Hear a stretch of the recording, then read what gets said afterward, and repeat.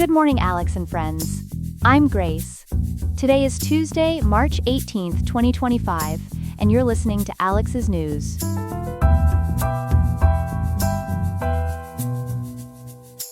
The weather in Riverside will be mild today, with a high of 64.8 degrees and a low of 46.0. Coming up on today's show, we'll examine President Trump's ceasefire proposal for Ukraine and why President Zelenskyy remains skeptical about the plan. Then, we'll look at the challenges California faces in implementing its bilingual education programs and why the state continues to fall short of its goals. Plus, we'll have the latest on NASA's plan to bring home astronauts who have been stranded in space for 9 months. Their extended ordeal is finally coming to an end. We'll have all the details on these stories and more right after this.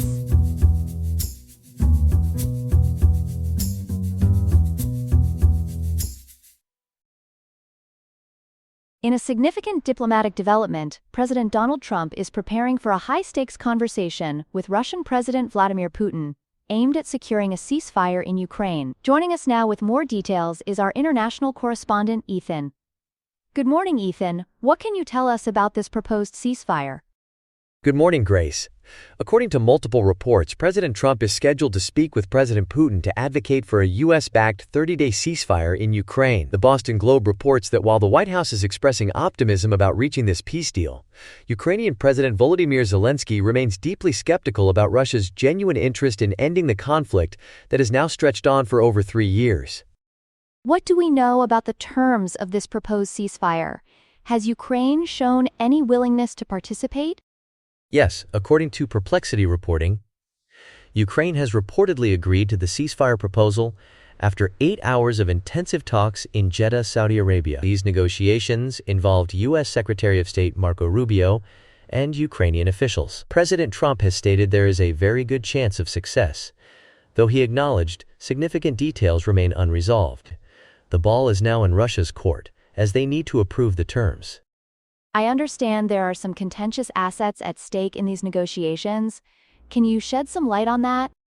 Absolutely. One of the most significant points of contention, as reported by the Boston Globe, is the Zaporizhzhia nuclear power plant, Europe's largest nuclear facility, which is currently under Russian control. The ceasefire discussions include potentially dividing assets between Ukraine and Russia, with this plant being a key negotiation point. However, it's important to note there's no evidence that Ukraine has formally agreed to territorial concessions regarding the plant, despite some claims from the Trump administration about progress on these fronts.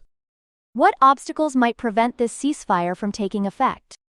Several significant hurdles remain, Grace. According to Perplexity, Putin has raised questions about the status of Ukrainian soldiers in Russia's Kursk region, where Ukraine launched a surprise offensive last year. He's also ruled out allowing NATO peacekeeping troops to monitor any potential ceasefire, creating uncertainty about enforcement mechanisms. Without neutral observers, there's concern about how violations would be documented and addressed. How is President Zelenskyy responding to these developments? While Zelenskyy has expressed readiness for a ceasefire, KRMG reports that he remains highly skeptical of Putin's intentions. He believes the Russian leader isn't genuinely interested in peace, but rather in prolonging the conflict. The Ukrainian president has emphasized the need for what he calls ironclad security guarantees and has denied Russian claims about encircling Ukrainian troops. There's a sense that Ukraine fears being pressured into concessions that could compromise its long-term security. Is there any international context we should be aware of as these talks proceed? Yes, there's significant movement on the economic front. According to reporting from the Associated Press cited by WND-TV, European allies are considering seizing approximately $300 billion in frozen Russian assets to aid Ukraine. This would represent a major escalation in economic pressure on Russia as the war continues. The outcome of the Trump-Putin call, which is expected to take place in the coming days, is seen as crucial in determining whether Russia will agree to the ceasefire proposal. Thank you for that comprehensive update, Ethan. We'll certainly be keeping a close eye on this Putin it all together as these critical peace talks unfold. That's story 1 of 3 this morning. We turn now to a concerning report about California's bilingual education initiatives. The state has set ambitious goals, but is struggling to meet them due to funding issues. Joining us to discuss this is our education correspondent, Chloe Parker. Good morning, Chloe. Good morning, Grace. California finds itself in quite a linguistic pickle. Despite setting a lofty goal to establish 1,600 dual-language immersion programs by 2030, the state is facing major hurdles in making this a reality. According to Cal Matters, only about 10% of English learners are currently enrolled in bilingual programs, which falls far short of the state's ambitions. That's concerning. What's behind this shortfall? Is it purely a funding issue? It's a bit of a perfect storm, Grace. Cal Matters reports that the state's support has been largely symbolic rather than substantive. A previous $10 million grant program has ended, and the only legislation currently on the table, AB 865, proposes just $5 million over 3 years specifically for instructional materials. But the money troubles are just the tip of the iceberg, or should I say, the first page in this troubling textbook. So what's the bigger issue at play here? The core problem is a severe shortage of qualified bilingual teachers. This shortage can be traced back to Proposition 227, which essentially banned bilingual education in California from 1998 to 2016. According to Cal Matters analysis, even though voters approved bilingual education's return in 2016, the pipeline for these specialized educators was decimated during that nearly 2-decade ban, and the state has struggled to rebuild it since. How does California compare to other states in this regard? The contrast with Texas is particularly telling. Data analyzed by Perplexity shows Texas enrolls nearly 20% of its English learners in dual-language programs, double California's rate. Texas also shows better academic outcomes for English learners, with 22% reaching English proficiency compared to California's 17%. Texas students also perform better on National Assessment of Educational Progress scores in math and reading. What's Texas doing differently that California could learn from? Texas has implemented several key strategies that California lacks. They provide systematic additional per-pupil funding for students in dual-language programs. About half of Texas school districts offer bilingual teacher stipends, with a median of $3,000 annually. They've established Grow Your Own Educator programs to create a pipeline of future bilingual teachers. They also have early hiring practices, comprehensive onboarding, and even reimburse teachers for ESL certification exams and professional development. It's a much more holistic approach.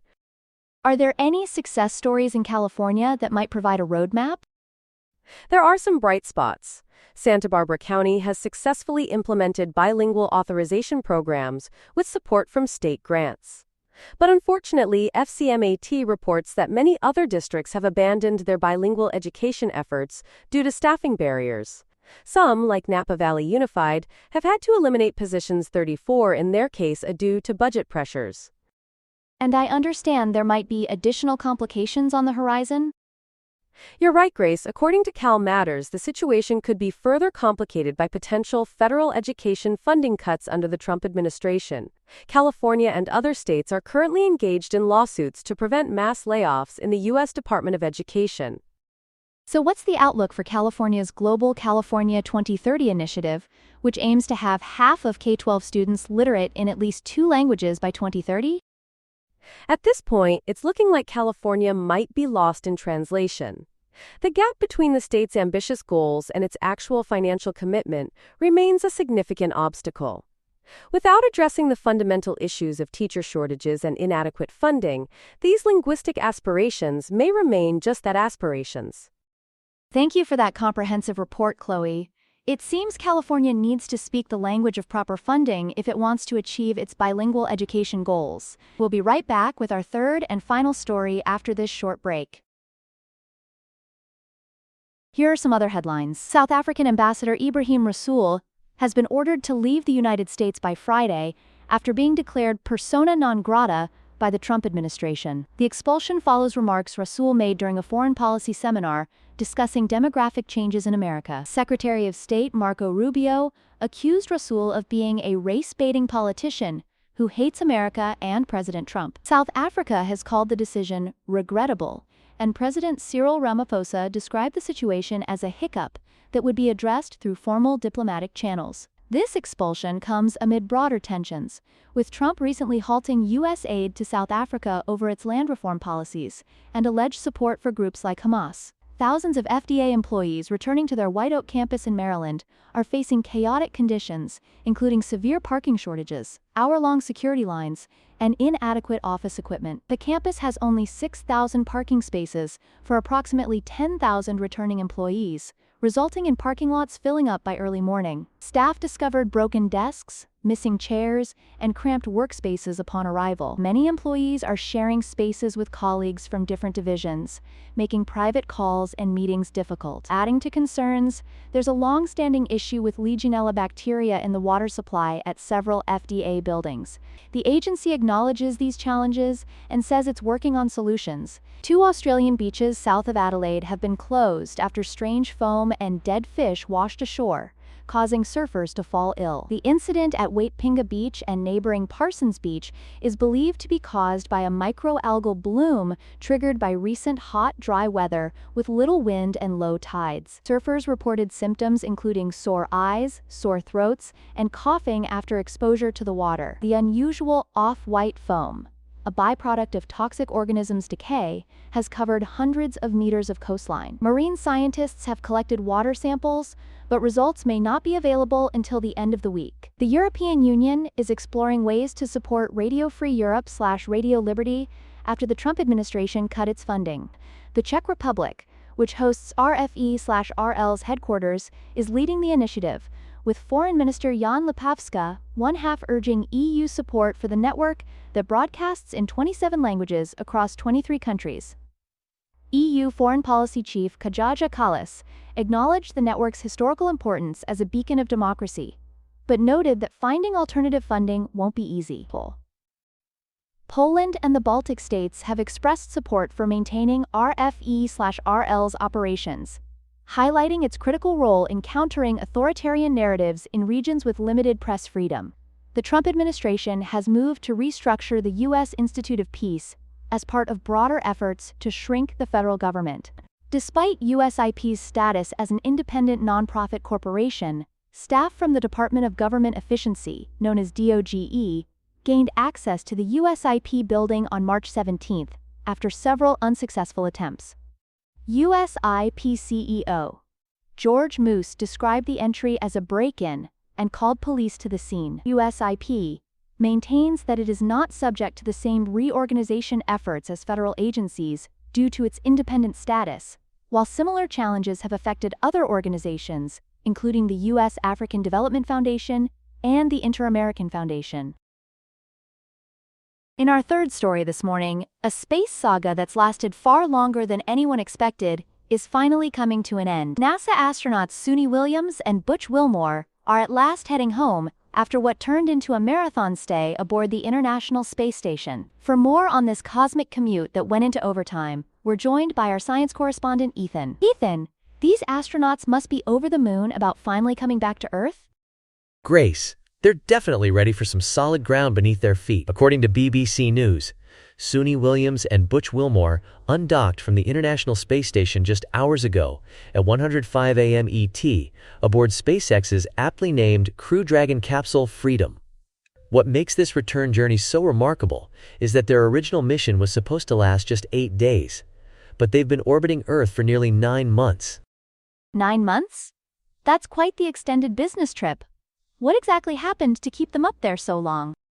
It's a case of spacecraft trouble that left them essentially stranded in orbit. The New York Post reports that Williams and Wilmore launched to the ISS on June 5, 2024, aboard Boeing's new Starliner spacecraft for what was planned as a brief 10-day test mission.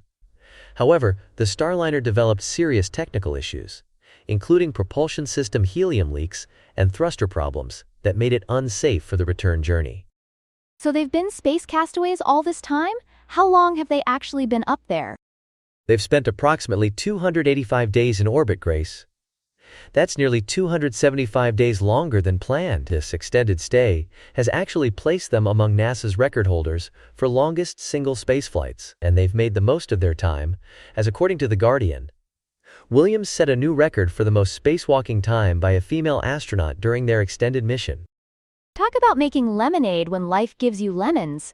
How are they getting back now if their original spacecraft couldn't bring them home? They're hitching a ride on SpaceX's Crew Dragon capsule, with NASA astronaut Nick Hague and Russian cosmonaut Alexander Gorbunov, who are already aboard the ISS as part of the SpaceX Crew 9 mission. BBC News reports their journey will take about 17 hours, with splashdown expected around 5:57 p.m. ET today off the Florida coast. The return only became possible after SpaceX Crew 10 arrived at the ISS to relieve them. I imagine this situation stirred up some controversy back on Earth? You could say the political atmosphere got as heated as a spacecraft re-entry. The Guardian reports that SpaceX founder Elon Musk claimed the astronauts were abandoned by the Biden administration, a claim Wilmore called absolutely factual, while also stating they didn't feel personally abandoned. This sparked public disputes between Musk and Danish astronaut Andreas Mogensen, as well as criticism from astronaut-turned-Senator Mark Kelly. And what about Boeing's Starliner? Is this the end of the road for that spacecraft?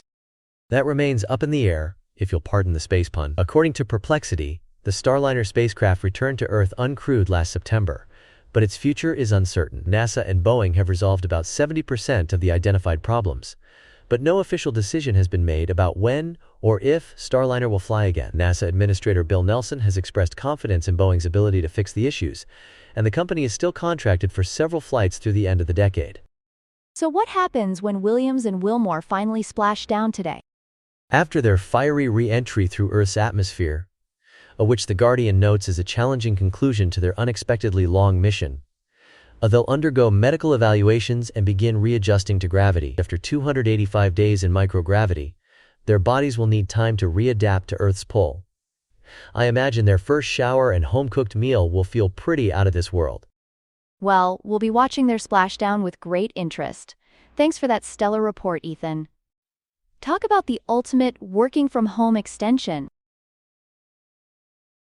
That's all we have for now. Today's episode was made by Alexander King with Claude Sonnet 3.7, Gemini Flash 2.0, the Perplexity API, and the Google Cloud Text-to-Speech API.